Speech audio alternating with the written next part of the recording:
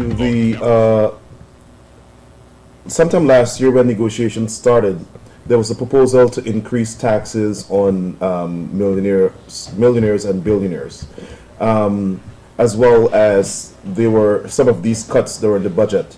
We know that the cuts have been enacted. Has there been any increase in the taxes for wealthy New Yorkers? Well, if you recall, the governor had ran on a promise of no increase in taxes, and he made that clear that that was no increase in taxes for anybody, including the wealthy.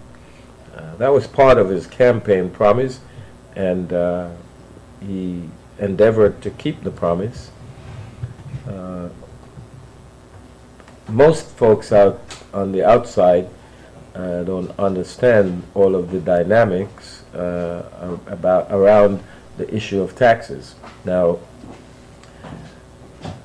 the usual position, all the Republicans and the conservative thinkers in New York say that if you increase taxes, especially in a time when we have this economic challenge, we're going to put the wrong kind of stress on the economy.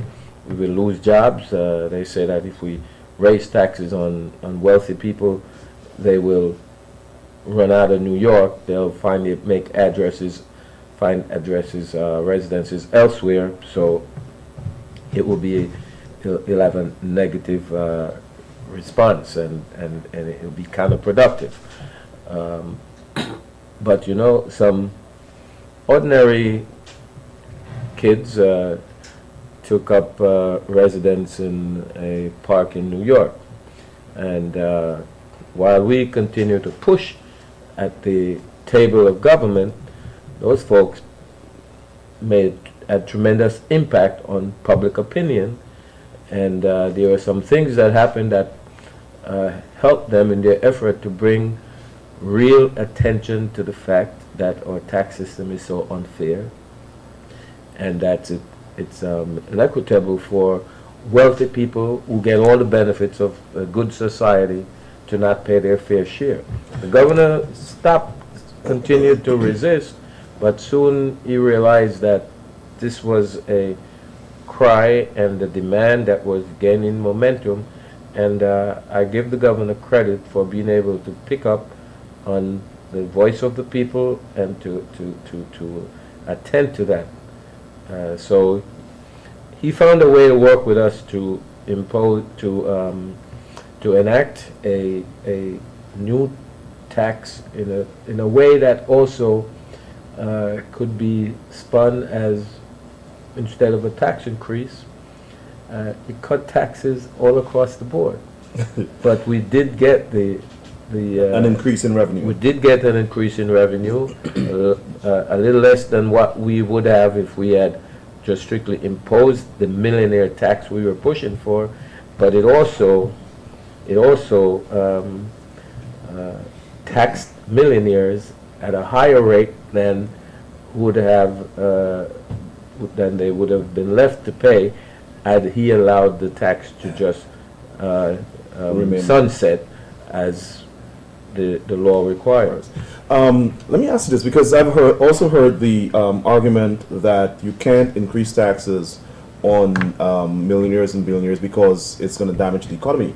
But on the flip side of that, you have the economic crisis, depression basically that we were in, causing so many people to go into poverty. We just talked about that earlier.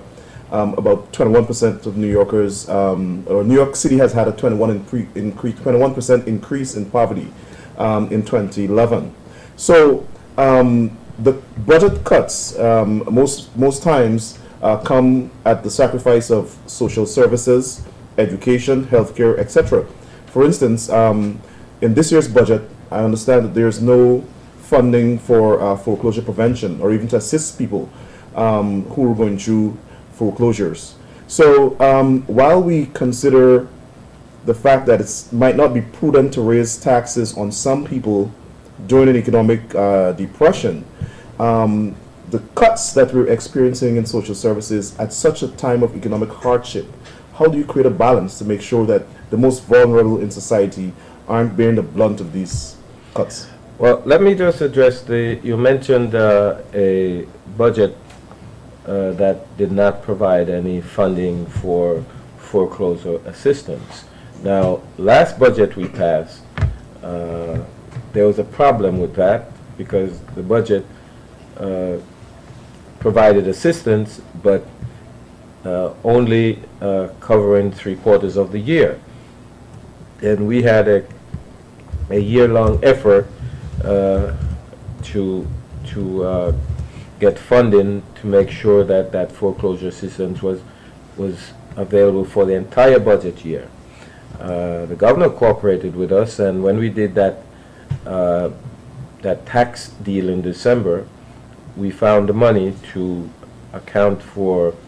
provide for the continuation of foreclosure services through to the December 31st, 2011-2012 budget year. Now, this budget we just passed, there was no funding for the program, and we were concerned that this was an essential, very seriously needed program, and it wasn't the kind of program considering that the foreclosure crisis is still at a very viral level in New York. We could not afford to cut that. So what we got to arrange for the funding, what we did to arrange for the funding was we were aware that there was a big lawsuit, and all of the states, including New York, were party to that suit against the banks, and they were negotiating a settlement. And as a result of that settlement, New York State is the recipient or the beneficiary of millions and millions of dollars, which is a result of the abuse that the banks perpetrated on New Yorkers, the penalty that they have to pay. Now that money would come to the state and it would go to the Attorney General. So we have worked out arrangements, the Governor and the Attorney General, that the funding, which is probably more money than would have been in the budget provided than the state could afford for the program. But that money is going to be used, a significant amount of it, to provide the funding to continue the foreclosure assistance programs. So those programs will be adequately funded, and hopefully they will be generously funded through this arrangement so that people can get the help they need to stay in their homes and to protect those investments that they made under some very bad conditions. Before we go to commercial break, let me ask, I noticed the Attorney General of the United States saying that that funding was supposed to be for the victims, some of the victims. So how do you have enough funds when money is dispersed in New York to compensate people who may have lost their homes or who may have been foreclosed unlawfully, as well as have enough funds to provide for people who are in foreclosure but might need assistance? Well, I'm not aware of the details of the agreement and how those funds are to be dispersed, if they are, to individual victims. Usually in a case like that, something like the tobacco, you probably call the lawsuit for victims of the tobacco companies when the states had sued. You see, because the states also incur significant financial loss through the bad behavior of the banks, in some cases maybe even criminal behavior in the housing mortgage business, and so Some of that money certainly is for the Okay. benefit of the state, and those funds will be directed to that program. If there are stipulations in the agreement that require outlays to individual households or victims, I'm sure that those monies will go to the rightful parties. So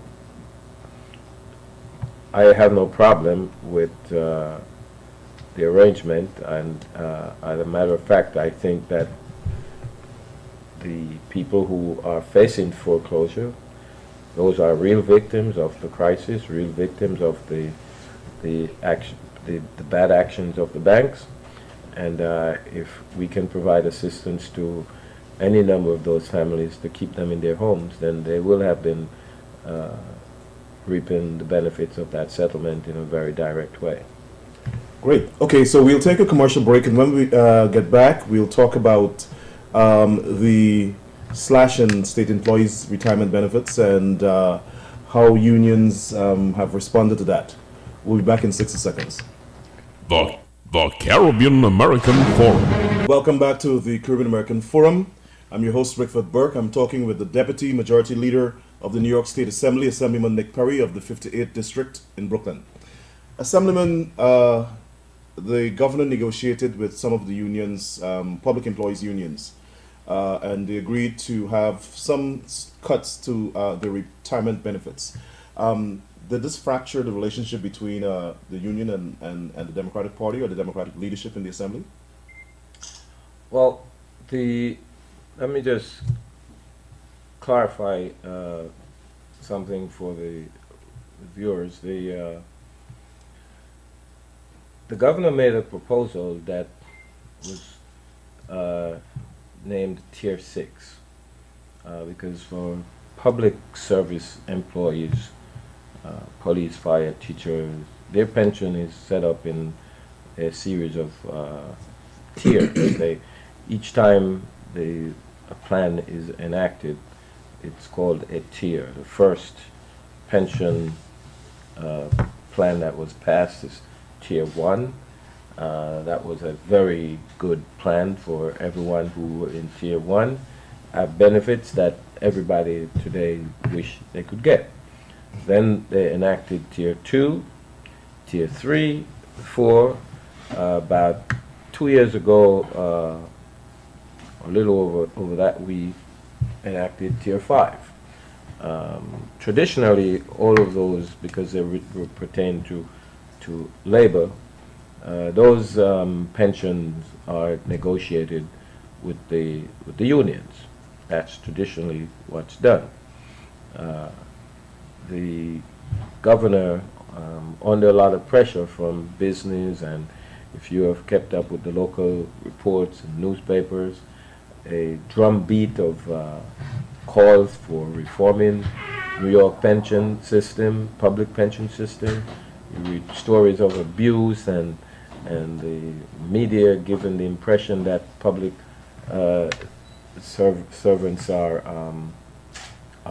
paid these big fat pension that they don't deserve, which is very untrue and incorrect, because the average pension for a civil servant who retires is somewhere around $18,000, sometimes less. And imagine living with a fixed income of $18,000. Those cases that's reported where you see some individual getting a pension of $100,000 or in the $80,000, $90,000 range, those are not the regular story. Those are very far apart, and the public should know that pensions are actually a part of your income.